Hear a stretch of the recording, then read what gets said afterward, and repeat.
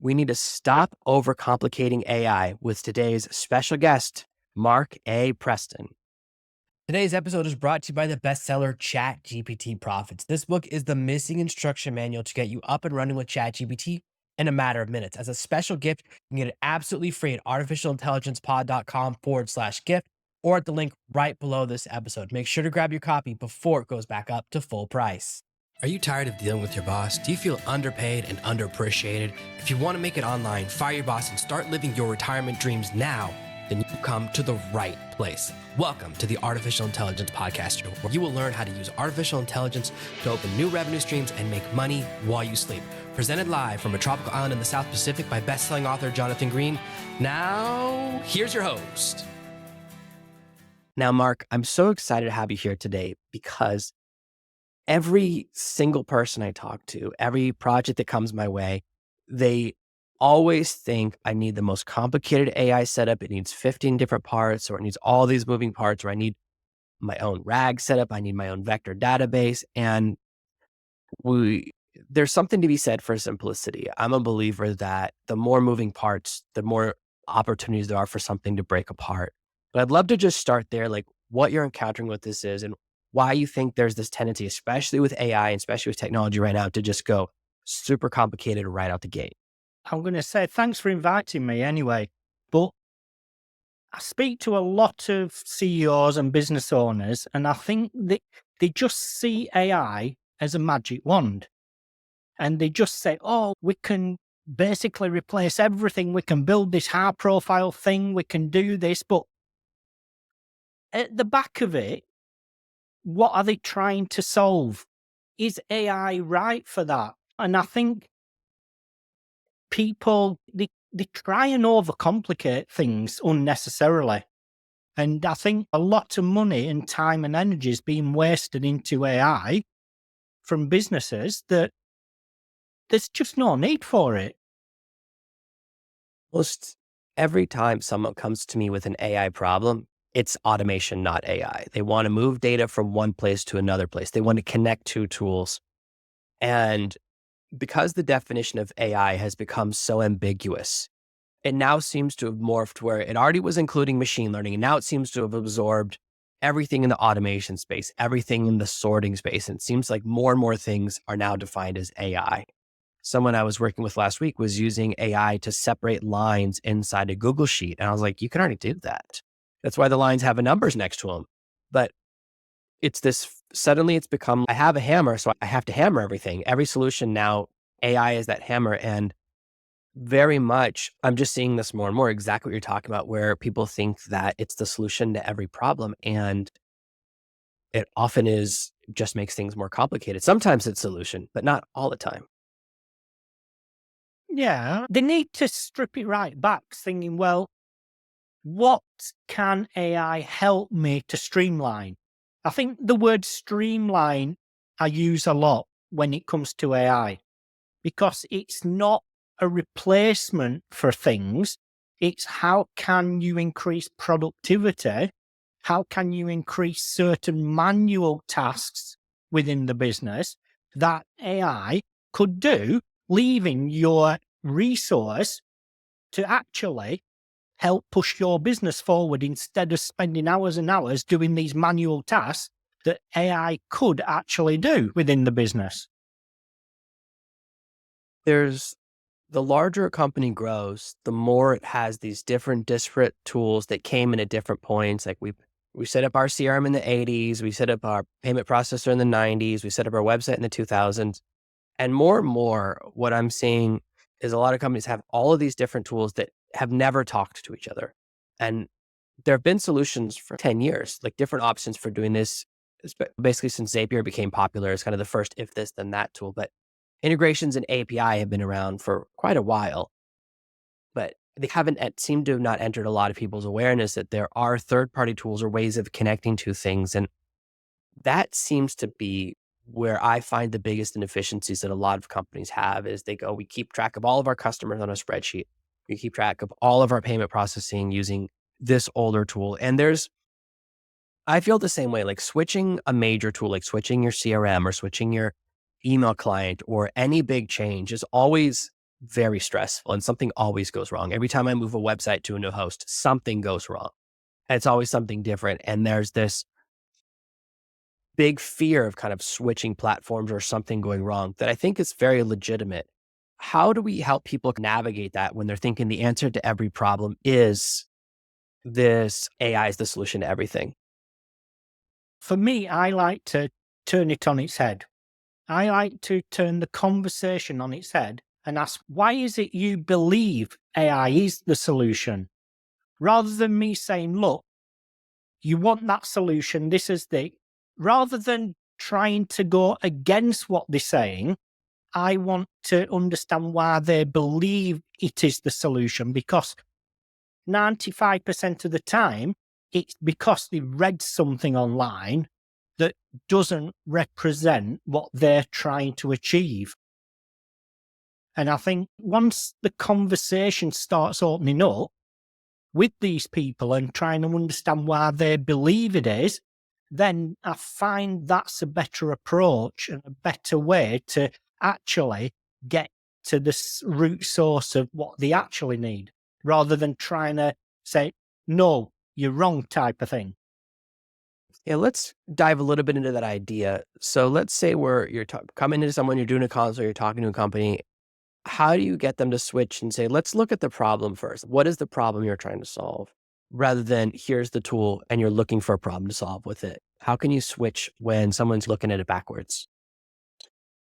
I wouldn't have said that there's a reason, right? Somebody thinks that AI is the solution, right? And it's talking to them in a normal way to us. Problems you have, what are they?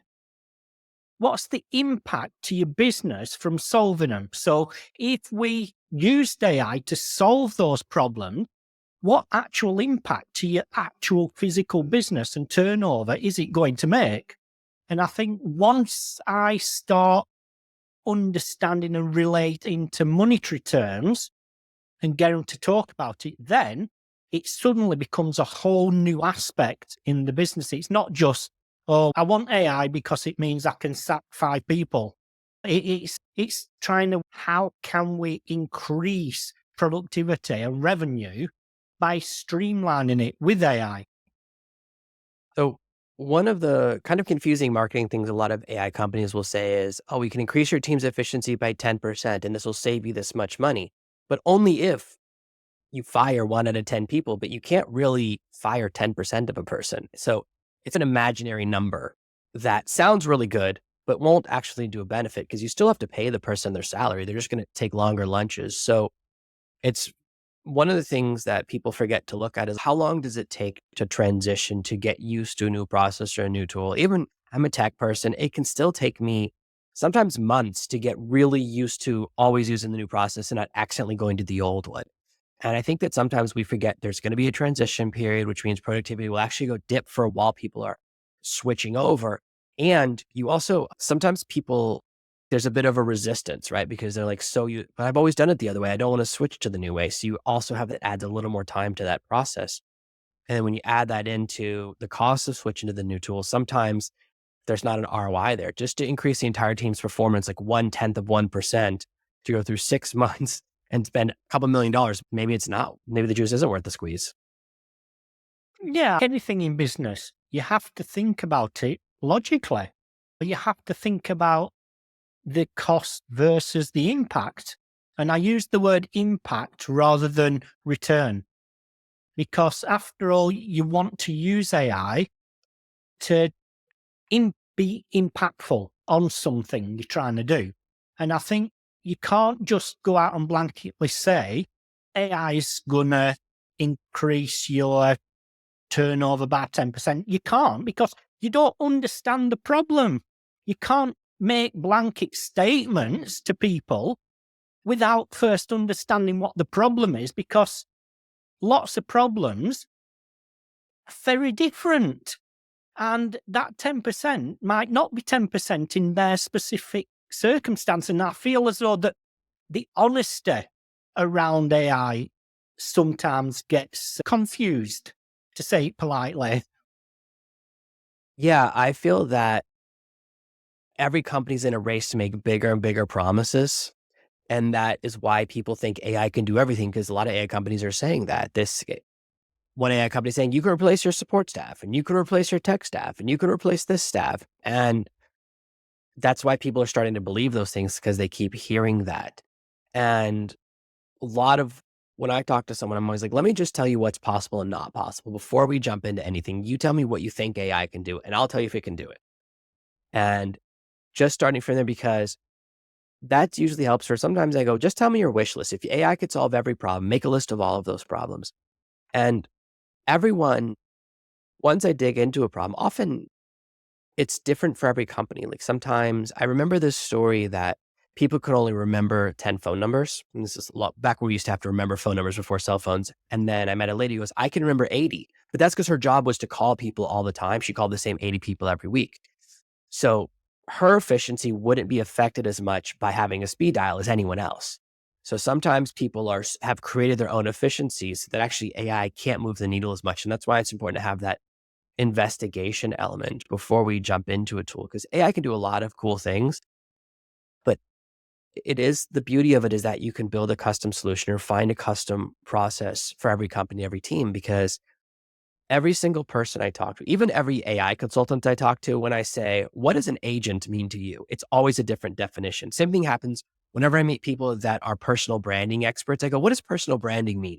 I never hear the same definition twice. I never. I always have to ask. I'm like, I don't know what you think it means. I always want to know. And it's because of the lack of definition of terms, it just, I think water falls down because we haven't even decided what terms, even AI. When I was a kid, AI meant sentient robot. Now Mm. AI means smart word processor. It's such a drop in scariness, right? It's like no longer it has a laser eye. It just can help with spelling errors a little bit better.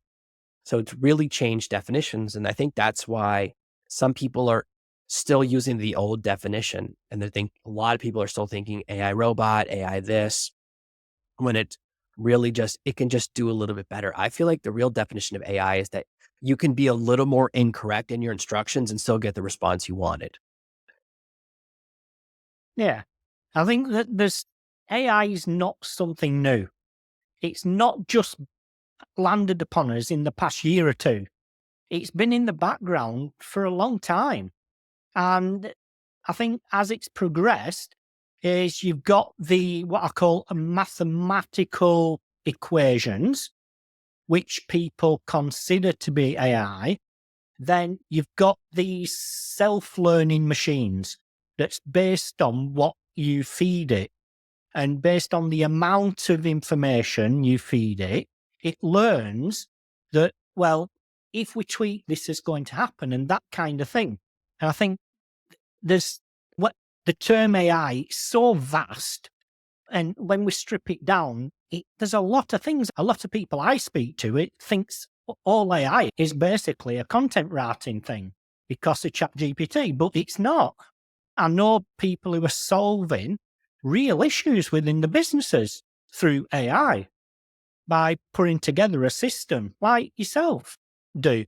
And I think the terminology has been blown out of proportion. And like you say, lots of people think about AI in lots of different ways.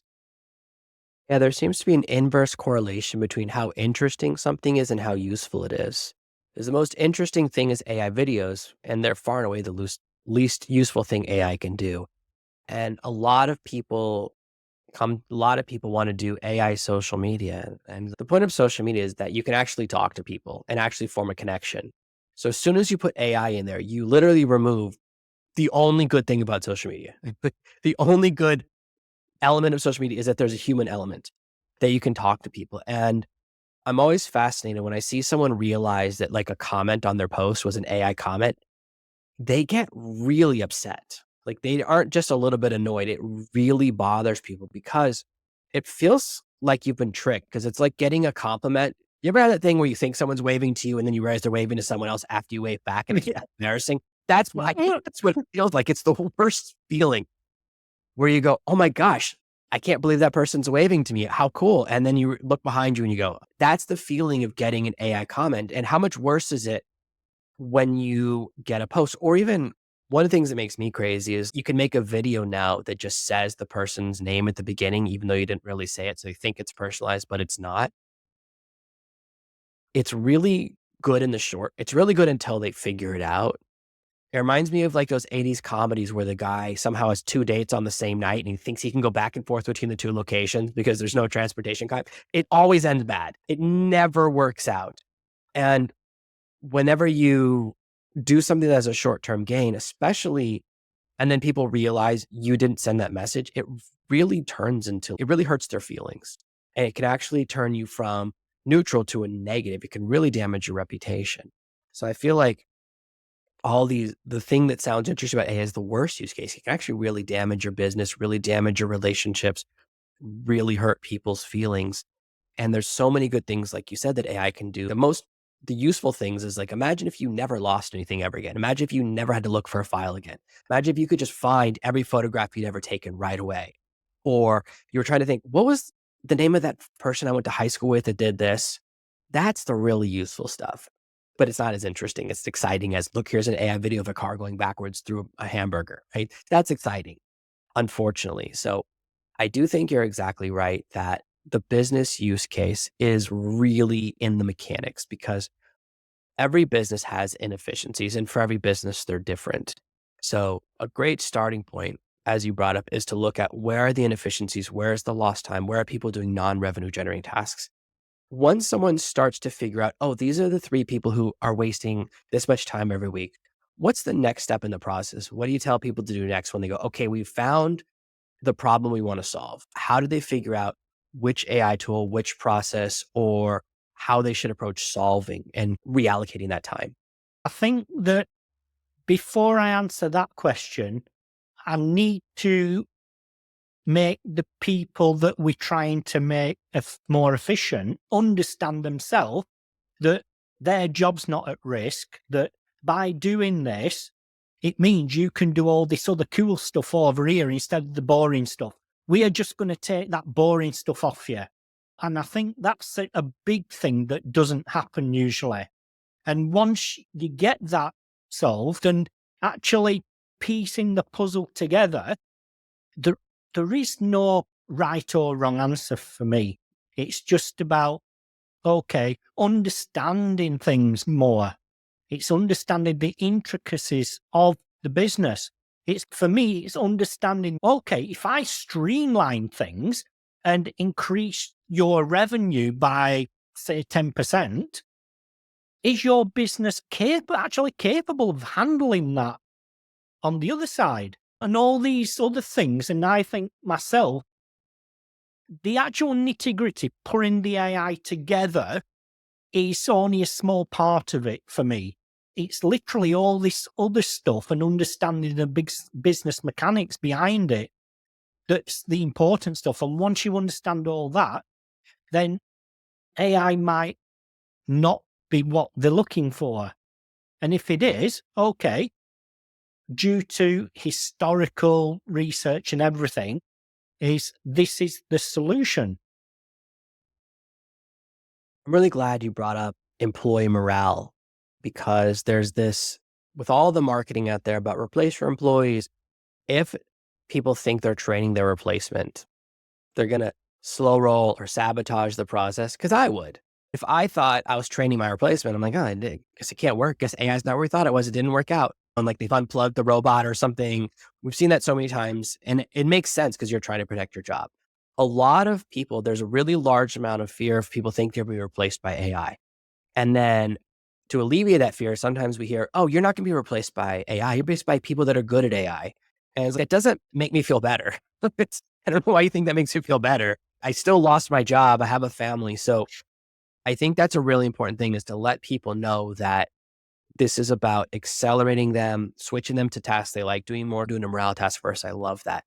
And I love looking at the holistic approach, which is, okay, can you handle 10 times more leads? What if you had 10 times more customers tomorrow? A lot of times I see a product will get a big break. They'll appear on a television show or a magazine and it would just get too much attention, and their website crashes, or they run out of product, or they try and scale so fast that they have a problem with quality control. And so then they end up with a massive refund or recall issue. And sometimes scaling isn't as good as we think. Scaling too fast can be just as damaging as not scaling at all, because there are always different components. I'm always fascinated by food industries, because a recipe at home for 4 people is not the same recipe you can use for 400 people. You just don't 100x the ingredients. There's so many moving parts, and trying to jump and scale, then you have to go, now I have to keep it shelf stable for a certain amount of time. That means I have to change the recipe, but does it still taste good? Does it still taste the same in 3 months? We're shipping it out now, so we won't find out for 3 months. And that's exactly what can happen when you jump and scale too fast. So I think that's a really good thing to think about, is say, how much do you want to grow? And is this something that's actually going to be detrimental in the long term? Because you're just 10x your sales team, but you haven't 10x your delivery team. So sometimes an unevenness can cause a problem. I think that's very clever. What are some of the other pitfalls that you see when people are thinking about implementing a tech change, whether it's AI or automation or just switching software platforms or merging platforms? I think it's understanding how to use them effectively. I'm a customer growth coach, and I find that you go into businesses and there's an element of training. You can't just implement something brand new that nobody's ever used without the training behind it. It's not the magic wand. I just want to get across, if nothing else, AI is not a magic wand. It's a solution to a problem. And you need to understand that solution, and you need to understand how to use it in your business to effectively push it forward. And I think that's the missing part I see many times, is that the lack of training within a business, because effectively they bring in somebody like yourself who builds something and implements it in, then a lot of time it's just dumped on them. There's no one in that business that actually has a technical expertise to understand it. Who's going to maintain it? How do you know if it's doing the thing you want it to? If it's not, how do you tweak it? And I think all these missing elements, that it's not just let's build it once and forget about it. There's all these other aspects to it within a business. Yeah, I think that's really a good point. Remembering that you want your team to be able to use it. And that I think the biggest problem with AI, especially with ChatGPT and like all the kind of similar tools, is that there's no onboarding process. They're like, here's a blank page, figure it out. And that's the worst onboarding experience you can possibly give someone. So it takes time to understand what's possible and also what's useful. Because if you ask ChatGPT or any of the AIs, what are 10 of the things you can do? It will list 10 things that are not useful. I can give you a recipe for this and I can write you a song. I'm like, that's not going to, how is that going to help me at my job? So onboarding is so important. And I know that for a lot of softwares, onboarding makes or breaks.